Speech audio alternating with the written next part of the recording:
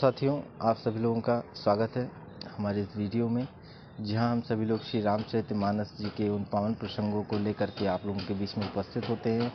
उनके पीछे बाबा के द्वारा बताए उन सारे सूत्रों को व्यवहारिक रूप से अपने व्यक्तिगत जीवन में किस प्रकार हम उनको लागू कर सकते हैं, ताकि हमारा जीवन सुखमय हो, आनंदमय हो और उस प्रभु के पथ के हम पथिक बन पाएँ, उनकी कृपा के पात्र बन पाएँ। ऐसा हमारा एक छोटा सा प्रयास है इस भारतीय संस्कृति को आगे बढ़ावा देने के लिए।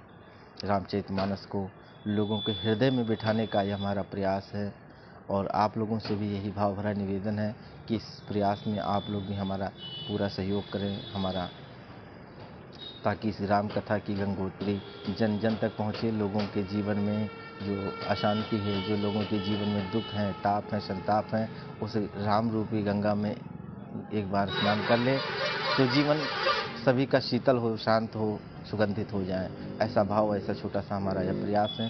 भाइयों, अब आइए हम अपने विषय की ओर चलते हैं। आज का विषय बहुत ही प्यारा है। ऐसे पावन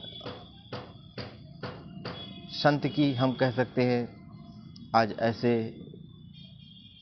जिन्हें राम तो हर किसी को प्रिय है, पर राम जिन्हें सबसे ज़्यादा प्रेम करते हैं उन भैया भरत जी को हम प्रणाम करते हुए, बाबा आज भैया भरत को प्रणाम करते हैं और आज उनकी ही वंदना करते हैं। हम लोग भी बड़े भाव से जो है ना, वो भैया भरत को प्रणाम करते हैं और थोड़ा सा जानने का भी प्रयास करेंगे कि ऐसा क्या भैया भरत के चरित्र में, उनके जीवन में हम लोग सीख सकते हैं। क्या बाबा संकेत करना चाहते हैं कि जो भगवान किसी की सबसे ज़्यादा अगर प्रेम करते हैं तो हनुमान जी से भी कहते हैं कि तुम मम प्रिय है भरत ही सम भाई है। हनुमान जी, आप मुझे भरत के समान ही प्रिय हो, ठीक है ना। तो भरत के समान ही प्रिय हो, तात्पर्य है कि भरत कितना प्रिय हो सकता है, ये आप अनुभव कर सकते हैं। तो साथियों,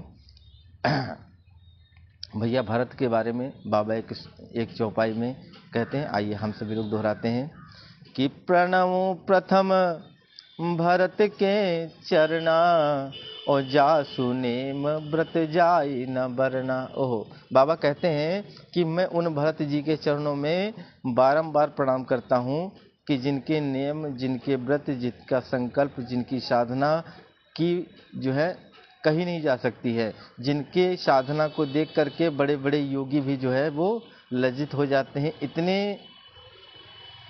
इतने भगवान के परम प्रिय हैं श्री भरत जी। भरत जी के बारे में संत महापुरुष बताते हैं कि कथा आती है कि जब चित्रकूट में भैया भरत जी भगवान श्री रामचंद्र जी से मिलने के लिए आते हैं, तो भैया लखन कुछ जो है ना, वो भरत जी के विषय में कुछ कटु वाक्य, कुछ कटु शब्द जो है वो कहते हैं, उच्चारण करते हैं। और उन कटु शब्दों को भगवान ने सुना तो भगवान स्वयं उठ करके और लखनलाल जी के मुख पे हाथ लगा दिया कि ना ना ना लखन, अपराध हो जाएगा बहुत बड़ा। आप भाई, मेरे भरत को आप नहीं जानते हैं क्या? हे लखनलाल, मैं और आप, हम दोनों तो प्रत्येक युग में जो है एक साथ अवतरित होते हैं, प्रत्येक युग में, पर इस चतुर्युग में ये भरत जैसा भाई तो प्रथम बार ही इसका जो है आगमन हुआ है। और ऐसा भाई होना निश्चित रूप से बड़े सौभाग्य की बात है, भरत जैसा भाई प्राप्त कर पाना। और मैंने आज तक तुम्हारी कभी कसम नहीं खाई थी और मैंने ना पिताजी की कभी कसम खाई थी, पर मैं दोनों की शपथ खा करके कहता हूँ कि भरत जैसा भाई होना बहुत मुश्किल है। और बाबा इसको अपनी चौपाई में किस प्रकार से कहते हैं कि लखन तुम्हार शपथ पितुआना और सुचि संबंध नहीं भरत समाना। भरत जैसा संबंधी, भरत जैसा भाई जो है होना, यह बड़ा सौभाग्य की बात है।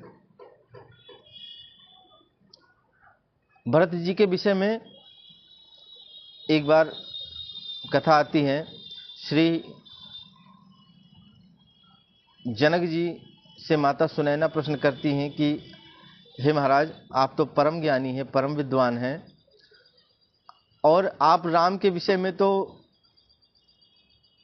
जो है अनेकों बार चर्चा, उनके प्रसंग, उनकी लीला, उनकी कथाओं को आप जो है श्रवण कराते रहते हैं हम सभी लोगों को, पर आज हम भरत जी के चरित्र के विषय में कुछ जानना चाहते हैं, तो कृपा करके हमें श्री भरत जी के बारे में कुछ बतावें।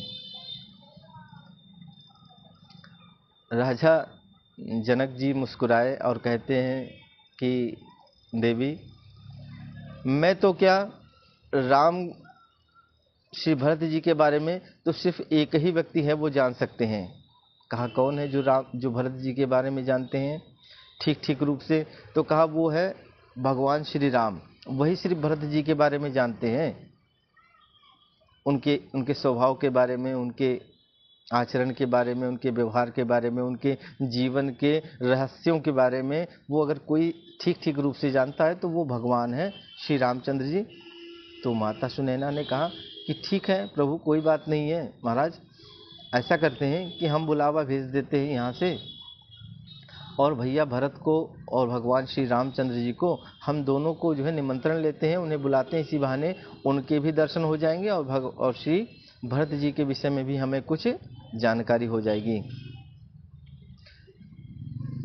तो श्री जनक जी बड़ा सुंदर उत्तर देते, कहते हैं कि रानी, राम जानते तो हैं।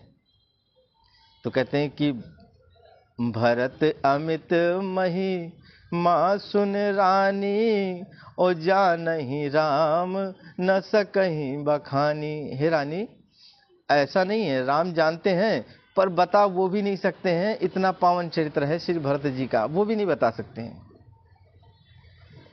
भरत जी के बारे में वो भी नहीं बता सकते हैं, और इतना प्रेम करते हैं कि भरत सरिस को राम सनेही, और जग जप राम राम जप जेही। हे रानी, संसार तो राम को जपता है, पर राम यदि किसी के जपते हैं ना, तो किन को जपते हैं? वो श्री भरत जी को जपते हैं। इतना प्रेम करते हैं भगवान श्री रामचंद्र जी से। क्यों? आप जरा भरत जी को, हम बहुत ज़्यादा जो है इस विषय को विस्तार में तो नहीं चर्चा कर पाएंगे यहाँ पे, पर थोड़ा संक्षिप्त रूप से जरूर, व्यवहारिक रूप से भी हमें जानने की भी आवश्यकता है कि भरत जी का ऐसा पावन चरित्र क्या था जिनको इतनी महिमा गाई गई है साहब।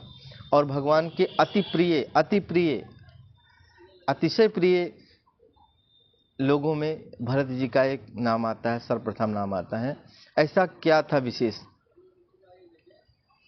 तो साहब, जब श्री भरत जी ने इस बात को सुना कि भगवान ने वल्कल वेश धारण कर अयोध्या का त्याग करके 14 वर्ष की वनवास की यात्रा पे चले गए हैं, तो तत्क्षण ही श्री भरत जी ने अपने राजसी प्रवेशों का वहीं त्याग कर दिया, और कहते हैं कि इतने प्रभु प्रेमी हैं कि स्वयं भी जटाजूत धारण किया, वल्कल वेश धारण किए, और यह जाना कि प्रभु जो है ना वो भूमि पे शयन करते हैं, तो कहा कि मैं उनकी बराबरी पे सोने के अधिकारी नहीं हूँ। तो कहते हैं भूमि पे एक गड्ढा खोद करके, और श्री भरत जी उस गड्ढे में निवास करते हैं। जब भरत जी ने इस बात को जाना कि प्रभु जो है ना वो कंदमूल को पाते हैं, कंदमूल भोजन पाते हैं, तो कहते हैं मैं कैसे जो है वो राजसी ठाटों को ले सकता हूँ, स्वीकार कर सकता हूँ? नहीं, मैं तो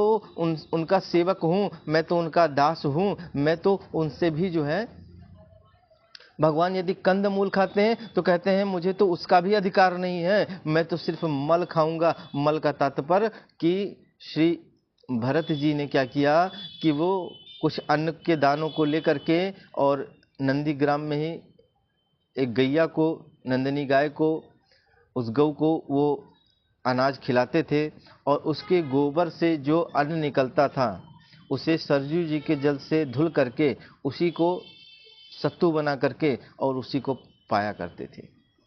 ऐसा तो साथियों, ये क्या है साहब?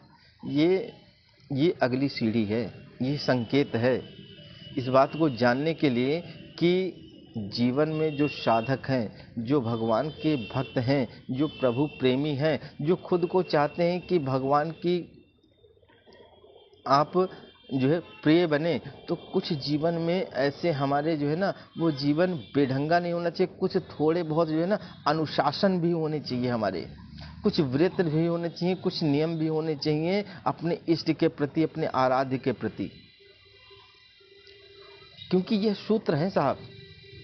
अगर हम लोगों के जीवन में ना हमने जीवन ऐसा किया कि एक तो हमें, आप ऐसे समझें कि एक तो हमें खांसी भी आ रही है, खांसी की हमने औषधि भी ले ली, ठीक है, दवा भी ले ली, और साथ में अगर वैद्य ने हम लोगों को जो है ना वो चावल खाने के लिए, दही खाने के लिए, ठंडा शीतल जल लेने के लिए यदि मना किया है ना, तो उसका परित्याग भी करना पड़ेगा। अगर नहीं किया, केवल औषधि लेते रहे, तो साहब औषधि आप बिल्कुल लेते रहिए, और इनका आपने परहेज नहीं किया, इनका परित्याग नहीं किया ना, तो यथावत बीमारी बनी रहेगी, वो आप कितनी भी दवा लेते रहें। क्या है साहब भाव? भाव सिर्फ इतना है मेरे साथियों कि अगर हम सभी लोगों ने अपने जीवन के अंदर कुछ कठोर नियम नहीं अपने जीवन में पालित किए, अगर हम जो है ना आत्म अनुशासन में बंद करके यदि अपने आप को नहीं, अगर बेढंगे तरीके से हमारा मन, जिधर भी हम भजन भी तो कर रहे हैं, ठीक बात है, पर मन ने कह दिया कि नहीं साहब चलो आज हम मूवी देखने चलेंगे, है ना, तो कम से कम इतना अनुशासन तो होना चाहिए, एक आत्म अनुशासन होना चाहिए भीतर से, कि हम उसको एक बार जो है पकड़ करके और उसको बैठा कि ठहर जा, ऐसी जो है नहीं, कहीं नहीं जाना है, हम यहीं रहेंगे, हम सत्संग करेंगे, हम स्वाध्याय करेंगे, है ना। तो एक भीतर से खुद पे आत्म अनुशासन होना चाहिए, जो हमें अपने मन को, चंचलताओं को, यदि वो बहिर्मुखी ज़्यादा होने का प्रयास कर रहा है, यदि हमें वो गलत मार्ग पे लेकर के जाने का प्रयास कर रहा है, तो कम से कम इतना हम भीतर से मजबूत हो ना कि हम उसे रोक पाएं। और कुछ जीवन में अनुशासन होने भी चाहिए, कुछ जीवन में ऐसे नियम होने भी चाहिए कि जिनके बिना हमारा जीवन ना कुछ विशेष, अगर बनना है तो कुछ विशेष करना पड़ेगा साहब। कुछ विशेष उपलब्धि चाहते हैं जीवन में, कुछ विशेष परिवर्तन चाहते हैं, तो कुछ विशेष कर्म भी, अगर आप सामान्य कर्मों से ही ना, तो सामान्य जीवन निर्वाह तो किया जा सकता है, पर कुछ विशेष की प्राप्ति नहीं की जा सकती, विशेष की उपलब्धि नहीं की जा सकती है। तो ये छोटे छोटे सूत्र जो है ना वो प्रत्येक चौपाइयों के अंदर भरे पड़े हुए हैं, पर अभी तक हम सब लोगों ने क्या है ना इसकी गंभीरता को जानने और समझने का साथियों प्रयास नहीं किया। तो ये छोटा सा प्रयास हम लोगों ने आप लोगों के सहयोग से प्राप्त जो है प्रारंभ किया साथियों। आप लोगों का सहयोग मिले ताकि इस राम की यात्रा को हम लंबी दूरी तक लेकर के जा पाएं। इसी भाव के साथ सभी को पुनः प्रणाम करते हैं कि इस यात्रा को आप अधिक से अधिक लोगों तक पहुंचाएं, ताकि उस तत्व दर्शन को, उस मर्म विज्ञान को, उसके पीछे रहस्यों को हम सभी लोग गंभीरतापूर्वक समझ पाएं और जीवन को निहार कर। सभी को पुनः प्रणाम। जय जय सीताराम।